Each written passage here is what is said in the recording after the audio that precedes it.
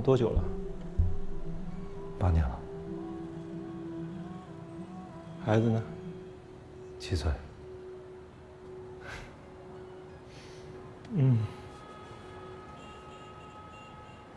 我这房子本来买的就是结婚用的，还以为他真的会走进家庭呢啊。杨东，哎，他就像天上的星星一样，给你特别特别的远，照到身上的光都是亮亮的。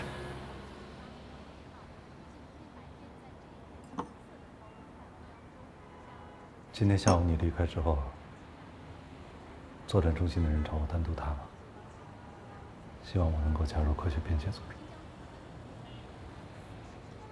那你没有答应他们？没有。太对了，我跟你讲，他们就是一群，自大的白痴，啊。他们好像做过一些调查。是啊，还是全世界范围的。那所以他们应该知道，有2个人跟科学边界没有任何的关系。杨东就是其中之一嘛。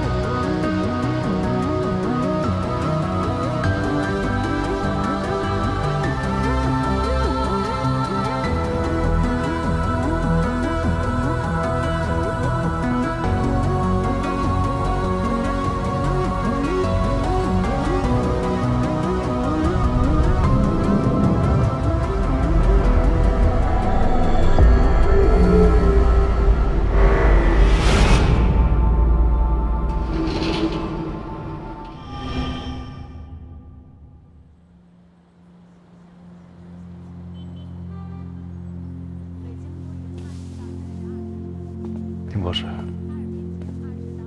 杨东他为什么会做出这样的选择？因为物理学不存在了。如果说物理学不存在的话，你现在松开手，你手里这本书应该飞在天上，而不是落在地上。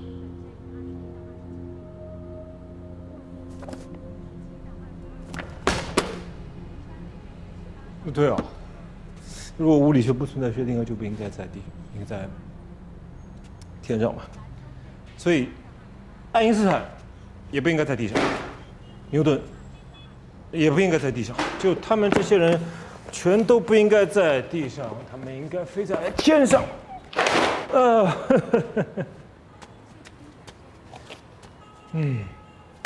都在地上。会玩这个吗？会一点。我杨东特别喜欢，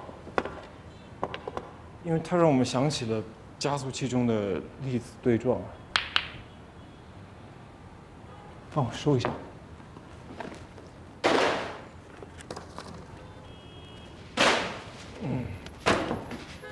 你随便扔就可以，随便扔，没事，不用堆那儿，随便扔一下就行。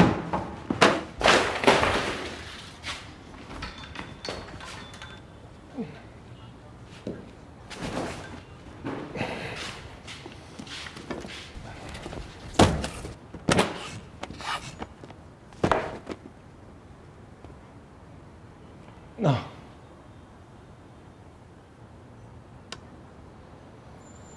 能打进去吗？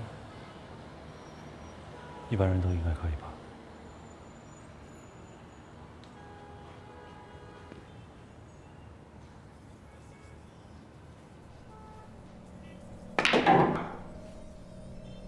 慢慢转个90度。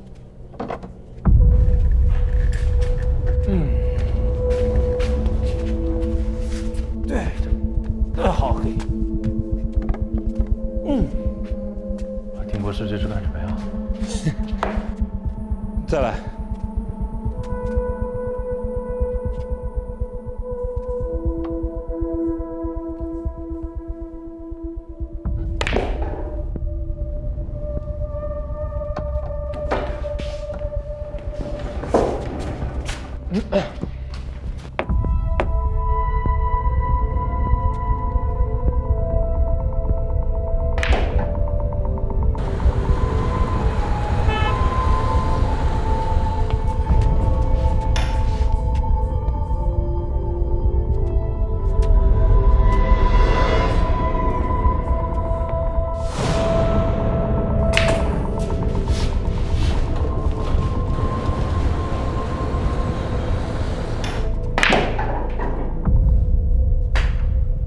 我们现在实验结束，我们来分析一下这个结果啊。我们一共进行了5次撞击实验嘛，前面4次都是在不同的位置、不同的时间，然后第5次跟第1次是在同样的位置，但是不同的时间。所以这样结果你不惊讶吗？5次撞击实验结果都一样啊。什么意思啊？我想请你用物理学的语言解释一下这样的结果。物理学的语言啊。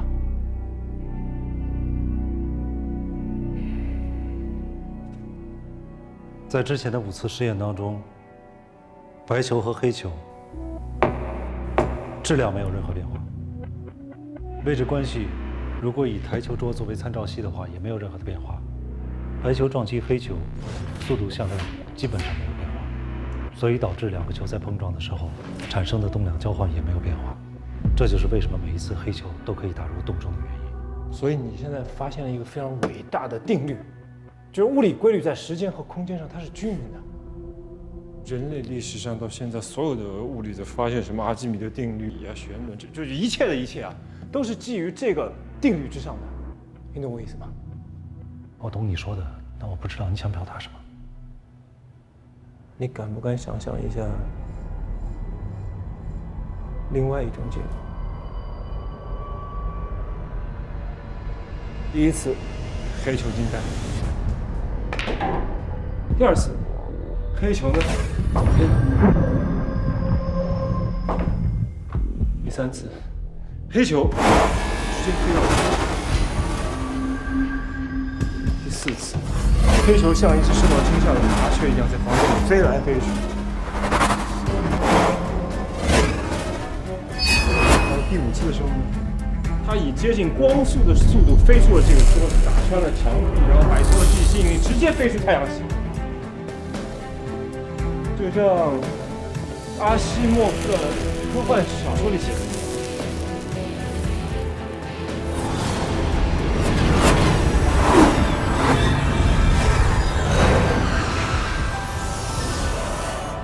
那如果是像这样的一些实验结果的话，你会怎么想？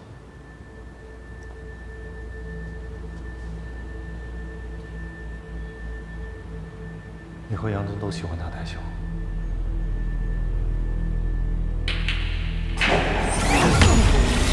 是因为打台球让你们想起了加速器里面的粒子碰撞，所以这样的事情真的发生了，在杨总的实验室里。9点07分的第1次数据，10点22分的第2次数据，10点50分的第3次数据均不一致，与计算数据也不一致，实验失败。发生了。可这本来就是实验的一部分，对于实验来讲，这很正常。对，就实验老实说，就数据不正常是正常的嘛，对吧？但这次不一样，就我们回到台球啊，如果第4次它这个黑球像麻雀一样飞来飞去，然后第5次黑球飞出了太阳系，那这样的结果，如果我需要你来验证的话，你能用推论得出来吗？我是研究应用物理的，对于这些我不太懂，但是我觉得应该不可能。这是你发给死者的传真，这几份都是吗？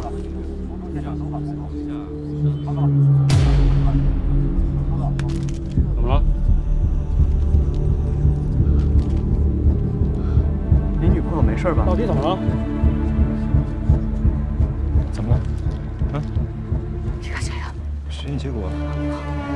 时间。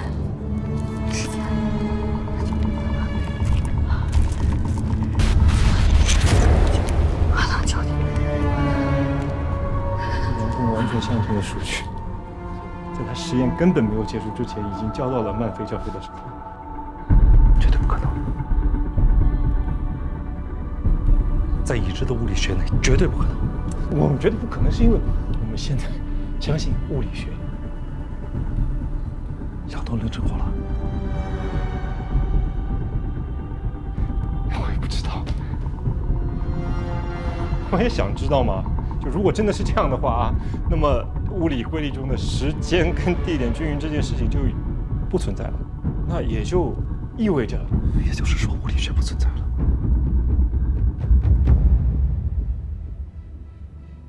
这对于前沿的理论探索会是一场巨大灾难。所以理论物理想要有所建树的话，它需要有一种执着的宗教信仰。这也是为什么有人愿意相信射手和农场主的那个假说嘛。射手和农场主，这是科学边界的一套说法。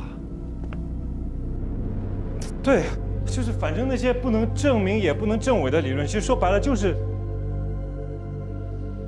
给了一点希望嘛。但这种希望有时候也可能会把人拖到深渊里。我一直觉得我好像抓住他了。或许你答应我求婚的话，实验就会顺利了。实验失败。哎，那你多测几次呗。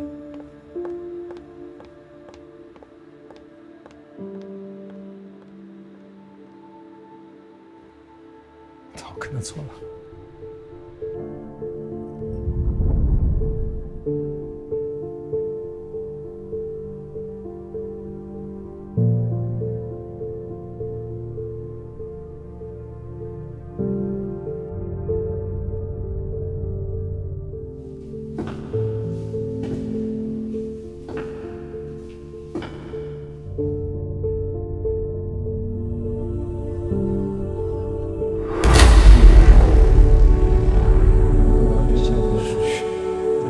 根本没有结束之前，已经交到了曼菲教授手上。绝不可能，在已知的物理学里，绝对不可能。我们觉得不可能，因为我们现在还相信物理学。物理学不存在了。物理学不存在了。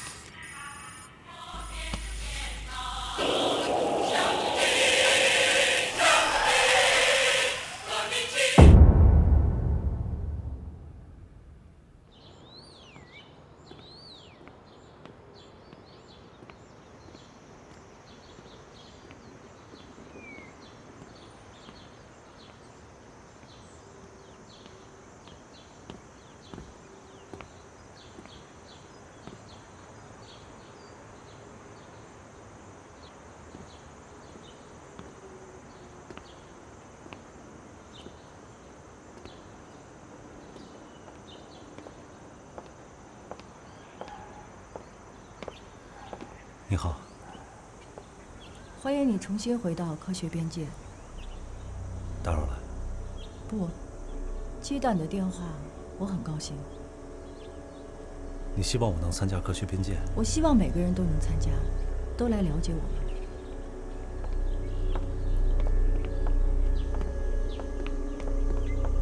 我还是不能完全接受你们的理论，虽然它听起来是很吸引人的。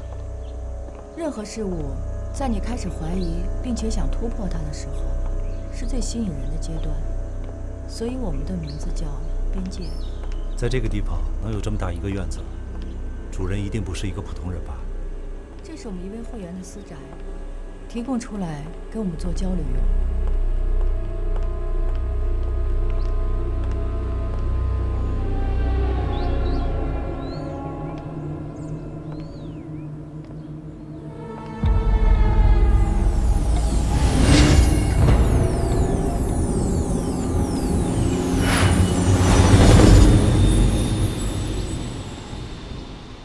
汪教授，汪教授，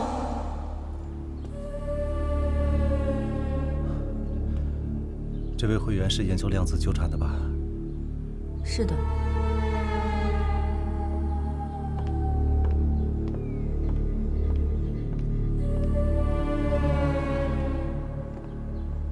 欢迎第一次来到科学边界的朋友。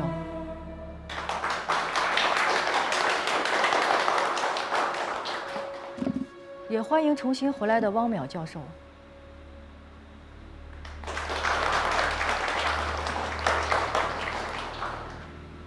汪教授之前参与过我们的讨论，所以接下来，我想请你告诉大家，我们探讨的究竟是什么？应该是射手和农场主的假设。假设有一名神枪手，在一个靶子上每隔10厘米打出一个洞。设想这个靶子上生活着一种2维智能生物，他们中的科学家在对自己的宇宙进行观察后，发现了一个伟大的定律：每隔10厘米单位必然会有一个洞。他们把这个神枪手一时兴起的随意行为看成自己宇宙中的铁律。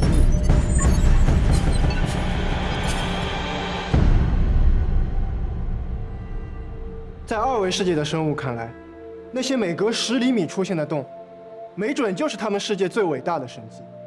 或许他们正准备进去冒险，甚至在研究勘测设备到底用哪种材料才能更快、更安全地去探秘。或许就是纳米材料。还有一种。农场主假说，一个农场里有一群火鸡，农场主每天上午11点来给他们喂食。火鸡中的一名科学家观察这个现象，一直观察了近1年都没有出现例外。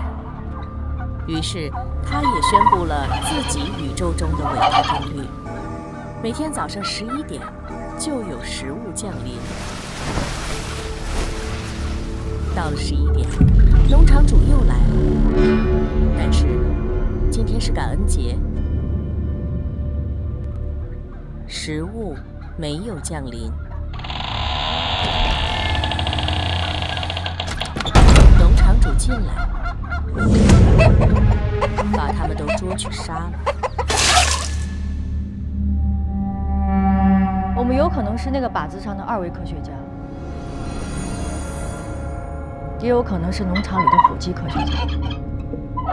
如果在这个世界中确实存在一种超自然能力——射手，那么射手所掌握的规律就是真相。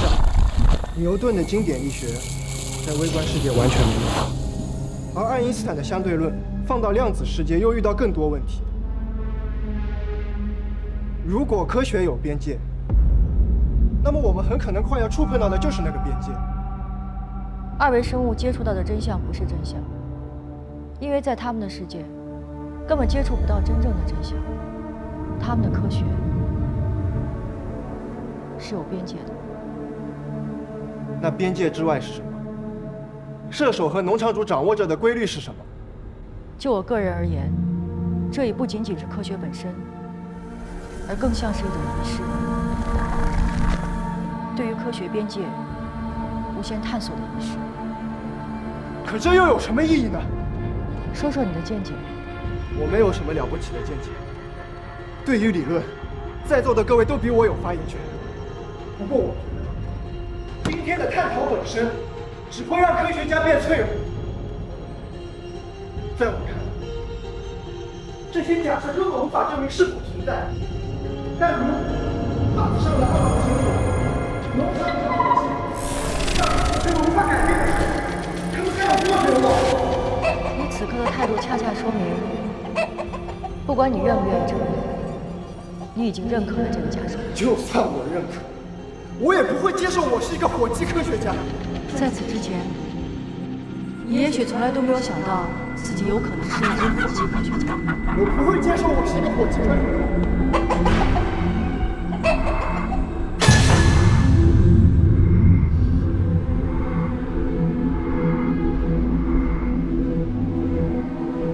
申博士，你有没有想过，这种说法是要杀死人的？农场里的火鸡本来就该在感恩节那天死去。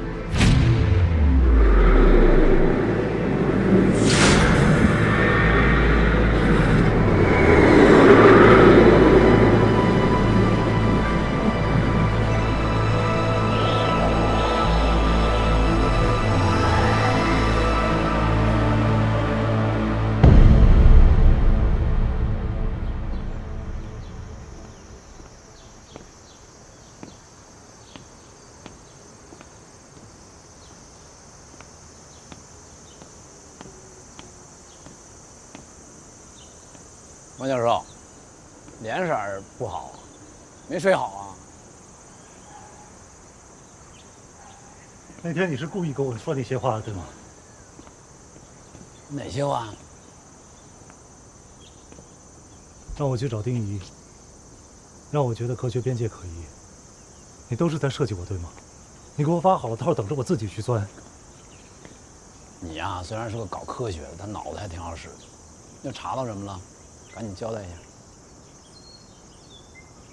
杨东到底是不是自杀？从刑侦学上和法医鉴定学上，妥妥的自杀。但如果他们都是自杀，那我们还调查个屁呀！啊！你还在设计我？设计我去关注杨东？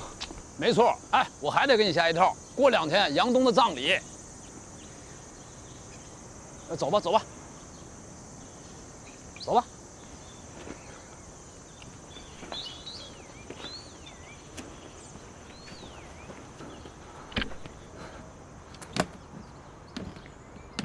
干嘛呀？开车送我下山。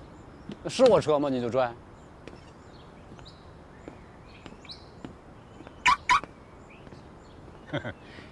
情绪激动的时候，很容易犯错误。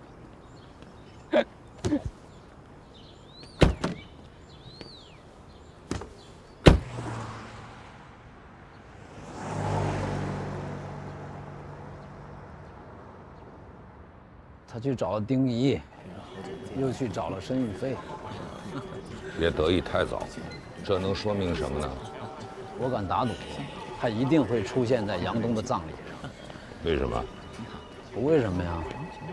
我觉得这个汪淼很特殊啊。哎，老常，这都这么长时间了啊，就一个科学家自杀案，你这么大个作战中心，真的一无所获吗？你该跟我说说，啊，你都把我调来有一段时间了。我这个作战中心所有的事情都要向你汇报吗？你就把科学家的案子给我查清楚就行了。行，放心，我就从汪淼这儿把这案子给你破了。但是，咱们俩说好的，你可别忘了。我停职的事儿，你得帮我解决了。我没帮你吗？你停了吗？你在我这儿不干得好好的吗？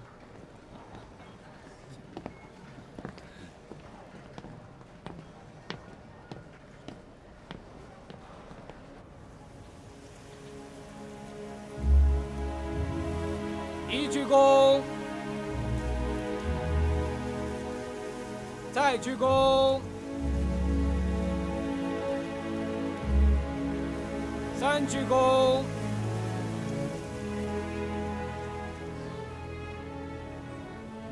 家属回礼。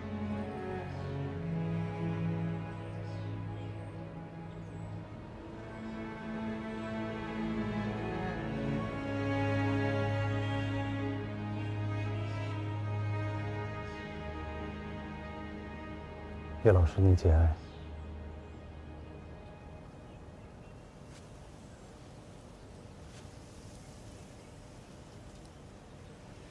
你是？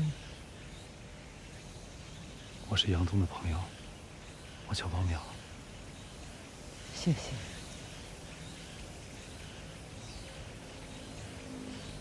你也是研究弦理论的？不是，我是研究纳米的，应用物理。前2天我看了一个报道，就是关于纳米的，说的是一种超强度纳米材料，叫飞刃。那个就是我们现在这个实验室研究的方向。很大胆，很有前瞻性。您过奖了，叶老师。啊，前些天在良乡超弦模型验证试验那天，刚巧拍了一张杨东的照片，我把它送过来给您留个纪念。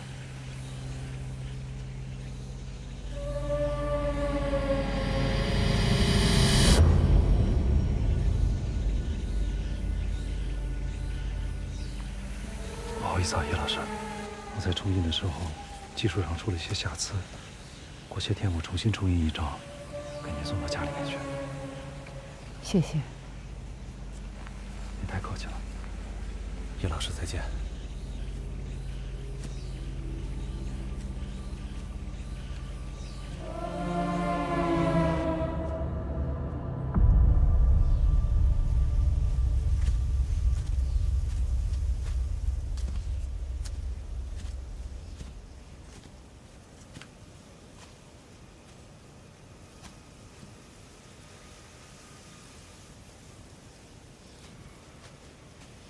一身黑挺帅呀。我知道你想说什么。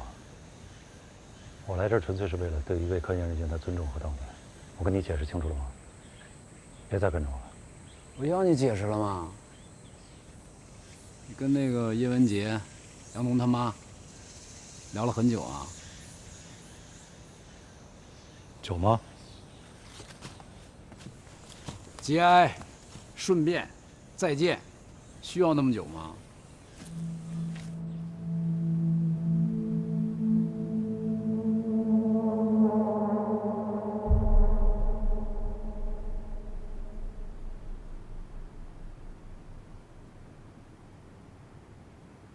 什么东西啊？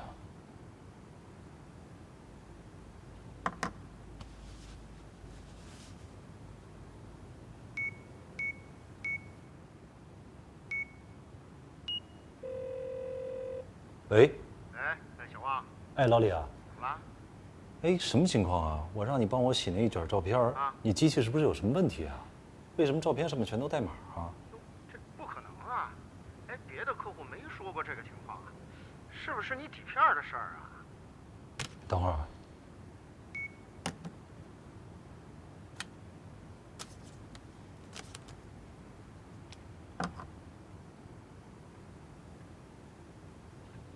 底片上也有，是胶卷的问题吧？我胶卷也是在你那儿买的。不能吧？哎，你相机的问题吧？会不会是调错计时窗了？不是，你什么机器啊？我徕卡呀，1988年的 M2，全机械手动的。哟，那可是好玩意儿啊！你可真舍得啊？不对呀，你这款机器应该没有计时功能。不是，就算有计时器的话，它也不可能出现在照片的正中间啊。那我就不知道了，要不你再查查？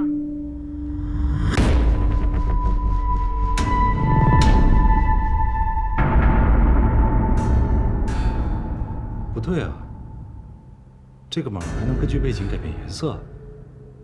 啊？我先研究一下，不跟你说啊。得嘞。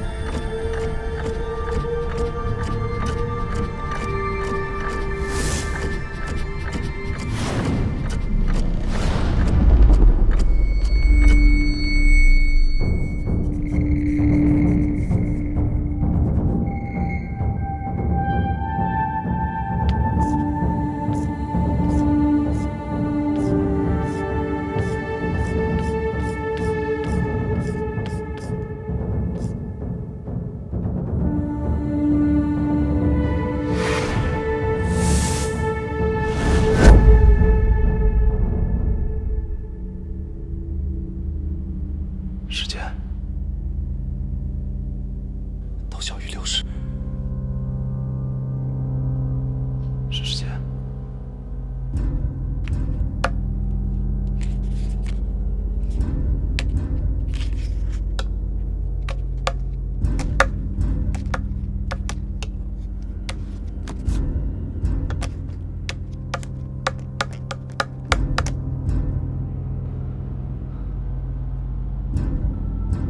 倒计时，是个倒计时，还有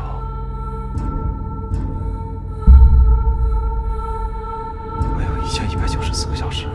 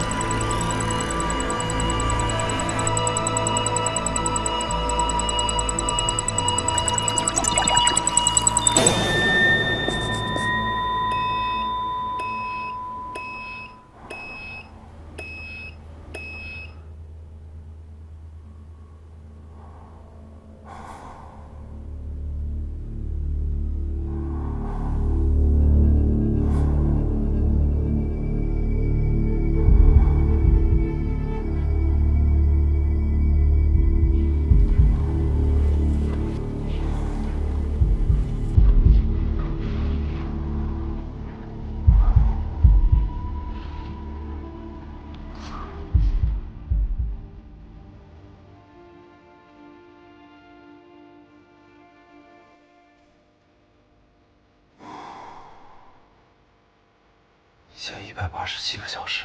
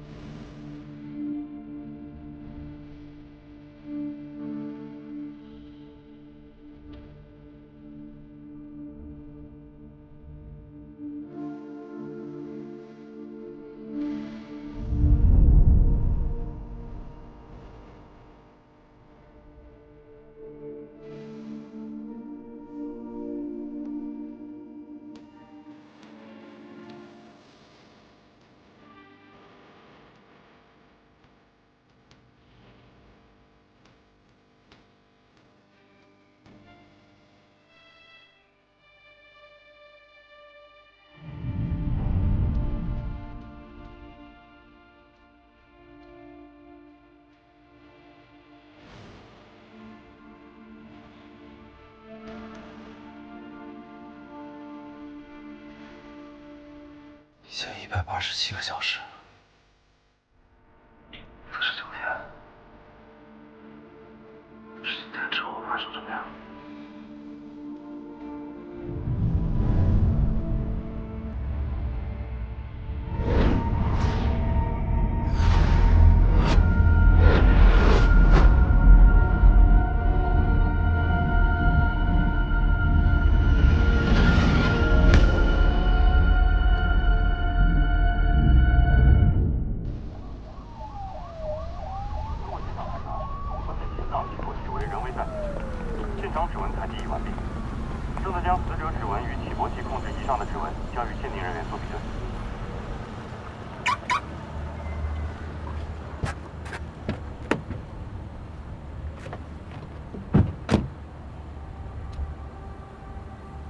数据一模一样，那一定是时间打错了。我只给老师发了传真，如果是他复印的，复印文件时间怎么可能会不一样呢？就没人可能在你实验之前就拿到你的实验结果，就是机器的问题，你相信科学好吗？复印机只在时间上出错吗？